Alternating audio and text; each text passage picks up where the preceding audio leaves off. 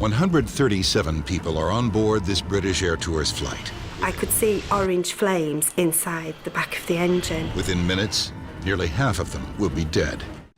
The fire in the cabin had been severe, but should not have been catastrophic. This leaves investigators with two questions. Why did so many people die? And what caused the fire? It's a cold winter's evening at Stapleton Airport in Denver, Colorado. Captain Stephen Silver and First Officer Ralph Harvey are just about ready for takeoff. Hey, everybody seated? Yep, everybody's in. No good outside? Walk around was all clear. Trans-Colorado Flight 2286 is a short hop to Durango-La Plata County Airport in southern Colorado.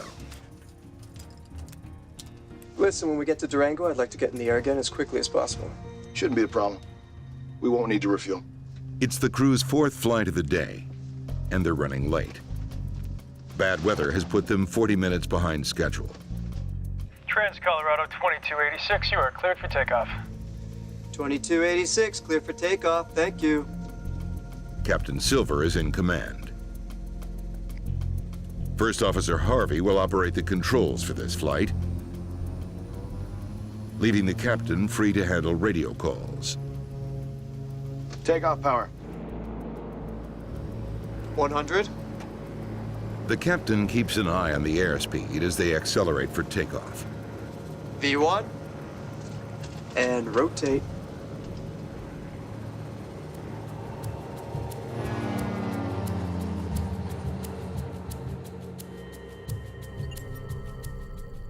The crew's day began in Denver. After two short hops to Riverton and Casper, Wyoming, they circled back to Denver. Now they're headed for Durango, a route that takes them over the southern Rocky Mountains.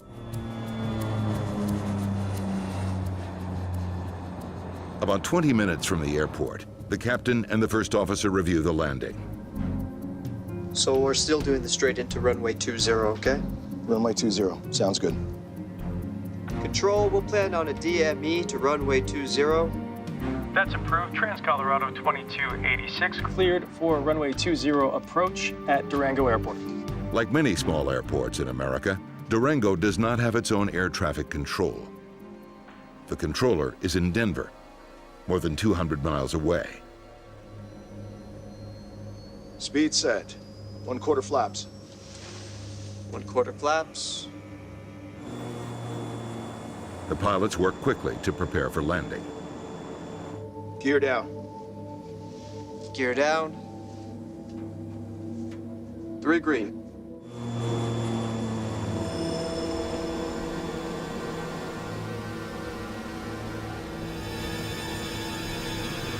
Do you have the runway? Something's wrong. The pilots can't see the runway. Damn, we're too low. Pull out! No. Hold on.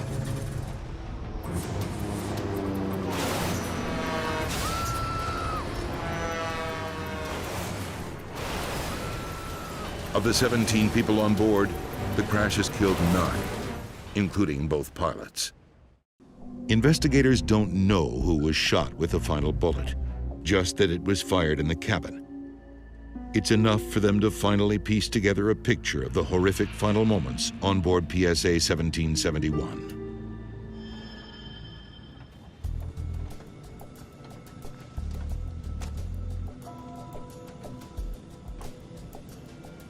What the hell? You can imagine what Ray Thompson must have thought as this person whom he had just terminated a few hours before walks past him in the airline, hands him this note, and then probably goes into the men's room. And he's reading this note with its ominous message. Next, they hear the sound of the lavatory door opening.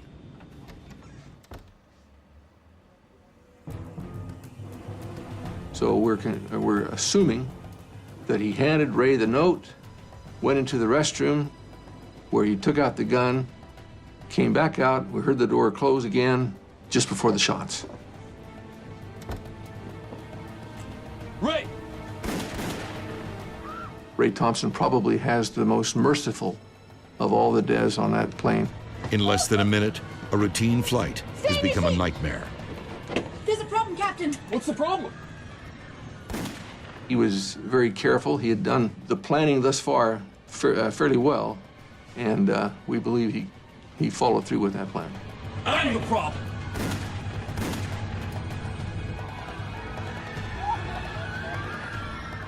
It wouldn't take much knowledge or experience on a passenger part to know that they were in deep, deep trouble. After shooting his former boss and 3 crew members, David Burke pushed Flight 1771 into a dive and left the cockpit. The airline's chief pilot was now the only person on board who could pull the plane out of the dive. An off-duty pilot may have been moving himself forward to try to render whatever assistance he could once he realized something drastic was happening. What the hell are you doing? You gotta let me in there. Don't do this. Come on. But Burke had 1 bullet What left. the hell are you doing? That may have accounted for the 6th shot. There are some who speculate that David Burke was taking his own life. The evidence suggests otherwise. Had David Burke been taking his own life, the gun would have fallen from his hand after he had shot himself. But since a fragment of Burke's fingertip was recovered from the trigger guard, Bretzing reasons that the killer was alive, holding onto the gun until the very moment of impact.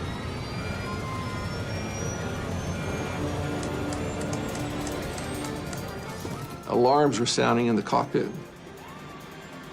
There was increased noise of the plane plummeting. Then just before impact, it became silent. They tell us that it actually broke the sound barrier. Of course, it would have been a horrifying experience, the final few seconds of their lives. One man's rage meant 2 minutes of pure terror for 42 people.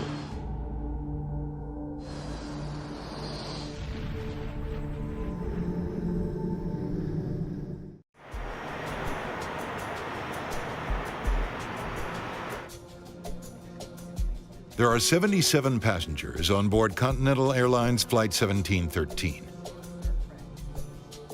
They're headed to Boise, Idaho. It's been snowing all morning. Controllers are busy trying to get a lineup of planes off the ground. Continental 1713. Runway 35 left, cleared for takeoff. Continental 1713, cleared for takeoff.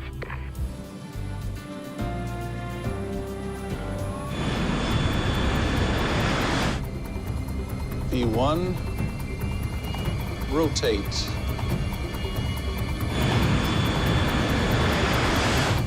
Positive rate. Damn it.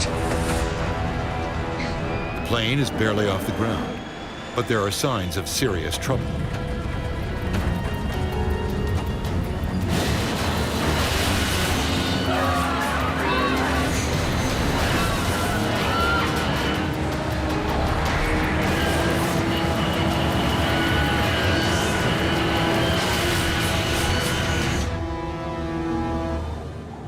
"28 people die in the crash, but rescuers save 54 lives.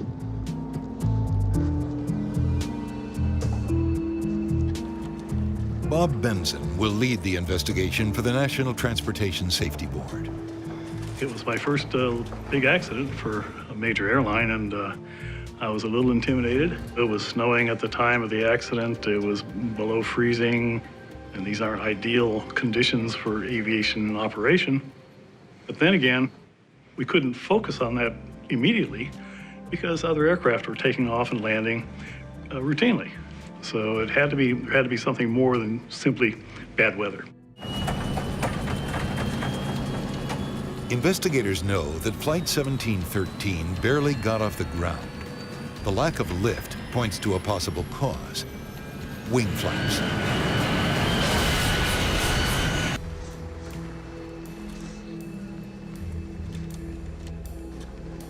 Flaps are out, no question. They quickly discover that the flaps on Flight 1713 were in the correct position for takeoff. Investigators will need help from the plane's 2 black boxes if they hope to crack this case. What clues do the Flight 1713 recorders hold? Investigators won't know until NTSB technicians get a chance to analyze them. 28, you are clear for takeoff. Stop.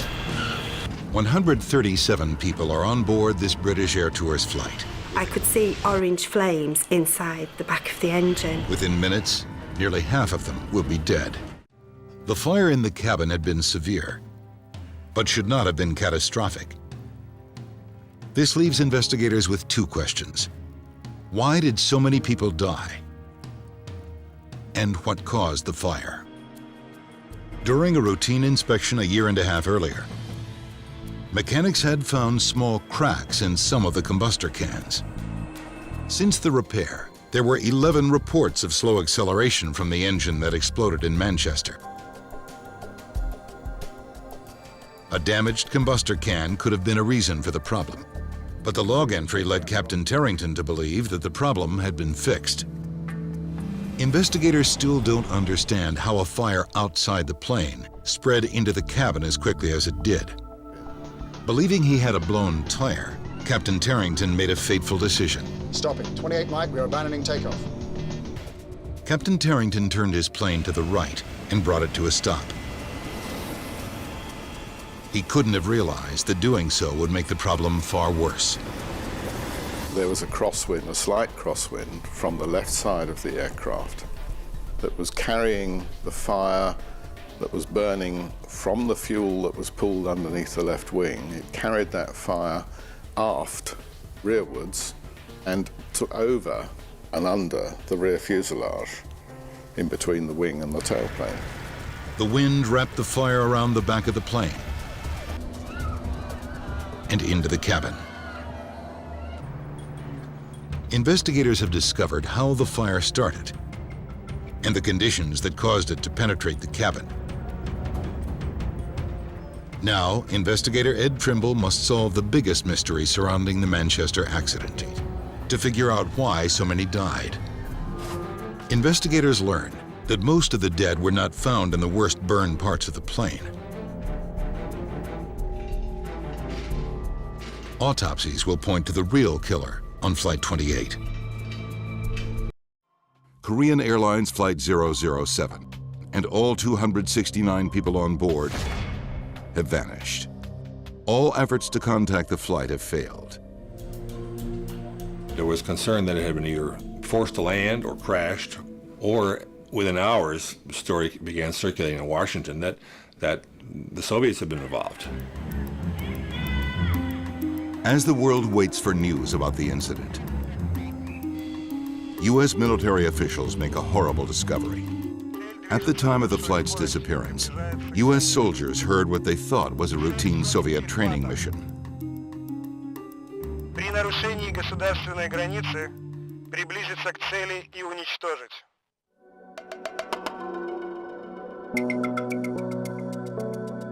It doesn't seem possible that the Soviets would actually shoot down a passenger plane. But American officials have little doubt. The next morning, U.S. Secretary of State George Shultz delivers an unusually blunt statement. The United States reacts with revulsion to this attack. Loss of life appears to be heavy. We can see no excuse whatsoever for this appalling act. 1983 is the height of the Cold War. Russia and much of Eastern Europe are united by communist ideology. Ruled with an iron fist, the Soviet Union is locked in a bitter political struggle with the West. Relations were bad, but no one really knew how bad, how dangerously bad they were.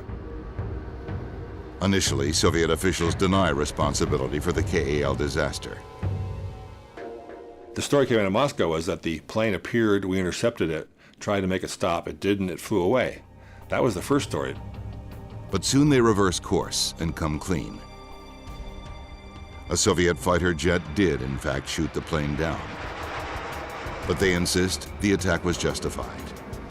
The Soviet view was that it was on a spy mission, perhaps carrying instruments, cameras, recorders, and so forth. The Soviet Union claims Flight 007 entered highly restricted airspace under orders from the U.S. government. But the U.S. insists KAL-007 was a routine passenger flight. The dispute only heightens political tensions. In a rare move, U.S. officials share highly classified surveillance data from the night of the shootdown. A top-secret technology called passive radar can track the movements of every military and civilian plane around the globe. What it reveals about KAL-007 is stunning. The plane was way off course. For almost its entire journey across the Pacific, the flight had been drifting north. By the time it was shot down, Flight 007 was 350 miles north of where it should have been, and had already flown in and out of Soviet territory.